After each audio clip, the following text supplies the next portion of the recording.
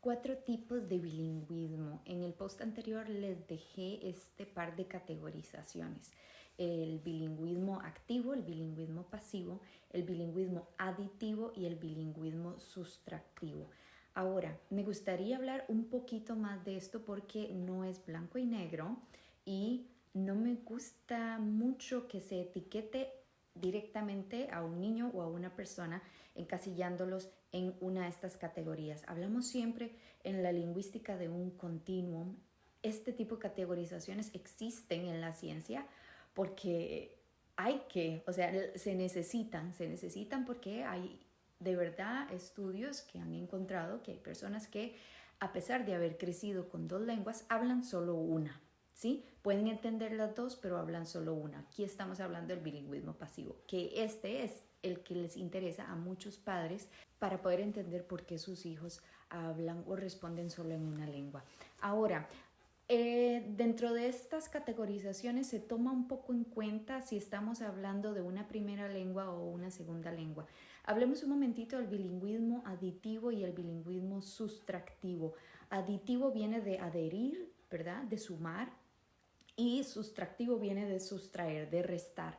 Entonces, cuando un niño ha empezado la adquisición como un niño monolingüe, es decir, aprendiendo solo una lengua, tal vez la familia migra, llega a otro país y el niño empieza a adquirir una nueva lengua.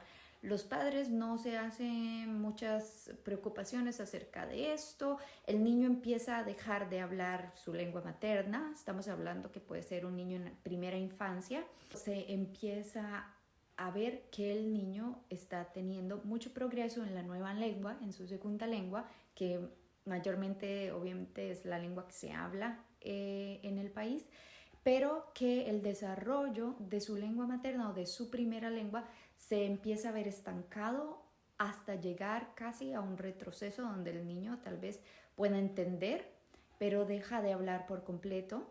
Se estanca el aprendizaje de esa lengua. Por eso se llama el sustractivo, bilingüismo sustractivo, porque la segunda lengua viene casi como a quitar una parte de ese desarrollo de la primera lengua. Entonces, este es uno de los típicos casos de migración, por ejemplo, o de cambios de estrategias.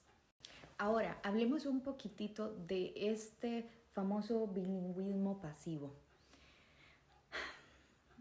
Es difícil, o sea, no hay un blanco y negro, como les dije antes.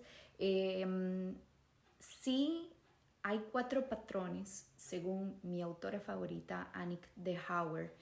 Ella observó 4 patrones, específicamente estoy hablando de un estudio realizado en niños que han nacido y crecido con las 2 lenguas al mismo tiempo, específicamente con One Parent, One Language. Entonces, en este estudio se observan 4 patrones que se siguen repitiendo. Número 1, el niño comprende y habla las 2 lenguas. Número 2, el niño comprende las 2 lenguas y habla solo una. El tercer patrón sería cuando el niño entiende las 2 lenguas, pero no habla ninguna de las 2, lo cual es muy poco común.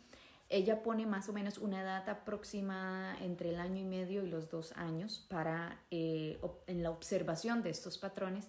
Y el cuarto patrón, que es el menos probable y más que todo ya sería un caso clínico, es cuando los niños no entienden ninguna de las 2 lenguas ni hablan ninguna de las 2 lenguas. Ahora, enfoquémonos un momentito en estos bilingües pasivos. Hay de todo tipo de personalidades. Y cuando un niño, por ejemplo, es muy perfeccionista y no se siente cómodo hablando esa lengua minoritaria, normalmente se trata de la lengua minoritaria, pues entonces habría que ver en qué contextos sí se atreve a hablar esa lengua. Entonces no podemos de una vez etiquetar a ese niño como un bilingüe pasivo. Habría que ver en qué circunstancias y habría también que ver qué nivel maneja la lengua. Yo conozco un caso de una niña que nunca quiso hablar en frente de sus padres y en el momento que la mamá abría la puerta y salía, se quedaba con su familia española que vivía en México y de una vez empecé a hablar español. Entonces, hay mucha tela que cortar, no podemos de una vez etiquetar a un niño. Yo no sé, yo de este tipo de cosas no hablo mucho aquí en Instagram, pero yo doy acompañamientos a familias que tienen niños bilingües pasivos, por decir así. Niños que se niegan a hablar una lengua. Entonces, lo importante es entender por qué ese niño se niega a hablar una lengua X. Le da vergüenza, siente que no se puede expresar bien, le falta vocabulario. A veces le pedimos a niños, ¿y cómo se dice en español? Y el niño ni sabe cómo se dice la palabra en español. Entonces son tantas cosas que tenemos que tomar en cuenta antes de etiquetar a un bilingüe pasivo o a un niño como bilingüe pasivo. Lo que quiero con esto es dejar claro que hay muchas cosas primero que observar, que sí existen los bilingües pasivos. He hablado con adultos que dicen yo no me considero bilingüe porque fui una niña que siempre respondió solo en una lengua, nunca quise hablar la otra lengua y entonces ahora no se sienten bilingües y sí lo son. Ellos me dicen, Rebeca, yo no quiero que esto le pase a mis hijos, yo quiero que ellos se sientan también seguros en su otra lengua, en la lengua minoritaria. Hay muchas estrategias, hay muchas formas. El Happy Lingual Approach, que es mi método favorito para activar una lengua, activar el lenguaje. Eso es para mí uno de los retos más bonitos. Yo lo tuve con mi hija. Yo sé que estaba muy pequeñita para poder decir que era realmente una activación del lenguaje, pero bueno, yo lo considero así ahora. Más o menos tenía 3 años cuando empecé a ver un poquito los frutos de esa activación, con este cambio de estrategias, de esta incrementación del input de español.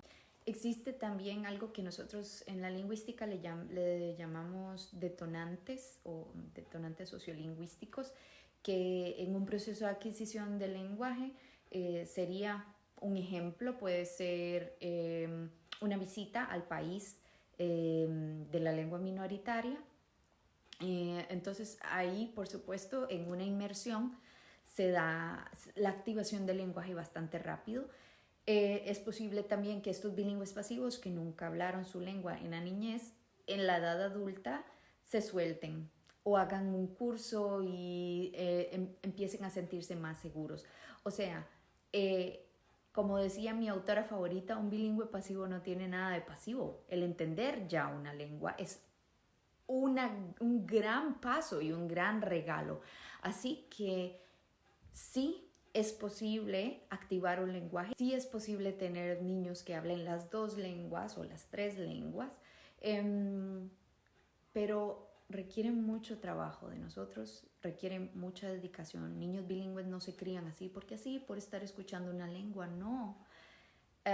No sé cuántas familias han venido a mí con este problema de decirme, Rebeca, mi hijo no quiere responderme en español, se niega, y es como una pelota de nieve que se va haciendo más y más grande y un círculo vicioso del que no salimos. La mamá, el niño está frustrado porque la mamá se frustra que no le responda en español y entonces ahí va haciéndose y cuesta a veces salir de ese círculo. Pero existen soluciones, existen métodos lindísimos, así que por favor nunca dejen de incentivar específicamente su lengua materna o la lengua meta, porque va a llegar el momento que ellos nos lo van a agradecer, ¿sí?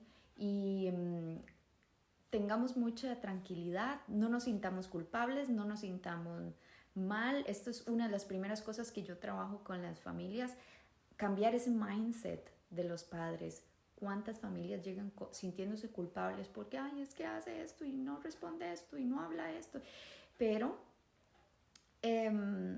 hay muchísimos otros factores que están influyendo ese tipo de comportamientos. Entonces, sigamos adelante con nuestra meta y espero que les haya ayudado un poquito esto a aclarar un poco más este par de categorías que les había dejado ahí. Y sigo entonces en los posts dando un poquito más de información acerca de activación y de estrategias. Un abrazo.